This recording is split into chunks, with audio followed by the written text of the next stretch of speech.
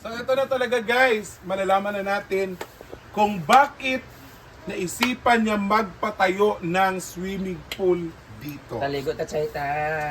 Mag-vlog pa tao. Mag-vlog din. Mag-vlog din. Dol-dol gamay dyan. Ha? Paano mo naisipang magpagawa ng swimming pool? Bakit mo naisip yun? Actually, at first, wala talagang balak mag-pool dito kasi I know there's a lot of swimming pool resort here. Lalo sa front, dalawa na. So, bakit pa kailangan? Pwede naman pag gusto mag-pool. O dito mo sa kung ano. Basta dito gusto ko maiba. Gusto ko iba yung dito, concept ng hinaguan. Gusto ko siya. Park lang siya. Okay. And then, second, ayoko talaga ng swimming pool kasi I know na delikado, malaking obligasyon, high maintenance, and sa permit, there's a lot of requirements like kanang may mga water testing, mga ganun-ganon, may mga lifeguards, may mga seminars and everything. So, nag-search ako, yun mga requirements. And then, third is wala pa talagang budget for the pool that time. And so, wala talaga, hindi ko talaga siya inano. Wala, hindi ko talaga bet yung pool kasi meron nga sa kabila. So parang feeling ko, nung time kasi ng 20 pesos lang yung entrance dito, ang daming magtawad or hangyo nga ang mahal-mahal daw, pero 10 pesos na lang, ganito ganyan. Sabi ko, kung mag-pool, how much mo kung mag-pool? Eh yung average dito, 75 yata or 70 yung average ng lahat ng entrance. So how much mo kung mag-pool? May pupunta pa kayo dito. So, tsaka ayaw ko talaga ng may pumupunta dito na mag-i-stay ng matagal. Okay lang kung meron silang couple sila or family sila na nasa a-house. Pero tipong pupunta dito sa maliligo sa pool, tas ang daming tao nagbubut. Ano, ito kapuyan ko, stressful sa ako. So wala talaga. And nung nalagay yung function hall, hindi rin siya planado yung function hall. So nilagay ko siya na kung wala man siyang income or walang magbubook, okay lang kasi at least may function hall na para if ever merong mga vendor na ka ng covered yung na pinaka talaga is para for dito the convenience lang. dito sa ganyan-ganyan. And then, dami nagsasuggest. Pero yung pool, at the back of my mind, naglagay ako doon ng yung, kung baga makita mo, before pa na-put up yung pool, tag nito, nakalagay na yan sa utak na ko na naka-drawing na siya, nga mo ligay na tanaw gali, tinun mo, meron na mga kahoy sa paligid, na feeling ko naka-figure out sa utak na din yung pool, ilagay ko siya ng fish pan, para temporarily fish pan lang siya, pero yun talaga plano ko para ma-visualize ko na dito yung pool, tapos sa gilid yung mga kahoy, ganyan-ganyan. So, ayan, tapos ngayon, meron siyang pool because, saan ito siya nabigla mo?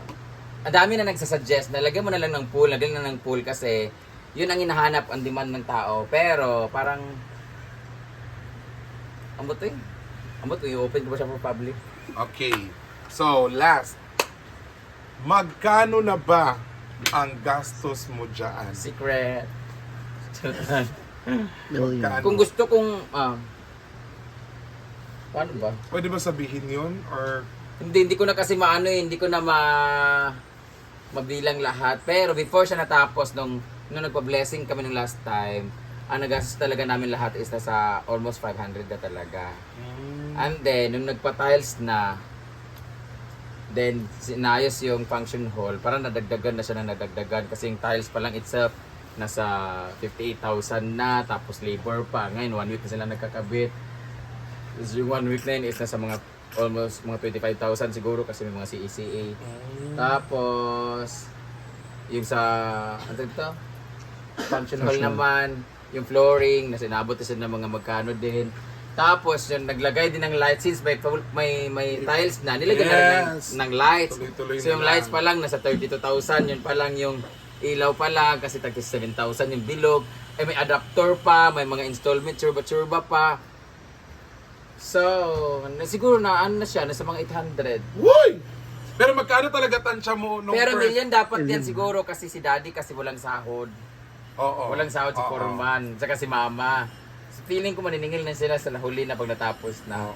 Pero worth it naman. Tapos yung permit pa, bayad sa permit, iba yung permit ng pool, tapos yung seminar 16,000 for the ECC, tapos meron pa mga managerial seminar, mga ganon. Mahal talaga. So mahal talaga yung paggawa ng pool. So kaya ayaw ko talaga ng public talaga kasi ayoko nang may inaasikaso, may binabantayan, ganyan-ganyan. Gusto ko, private siya na pag may nag-pool ay nag-overnight lang, sila na yung pwedeng ng pool or tayo, ganyan-ganyan. Or yung may private event, tapos pwede na gamitin yung pool kasama sa package.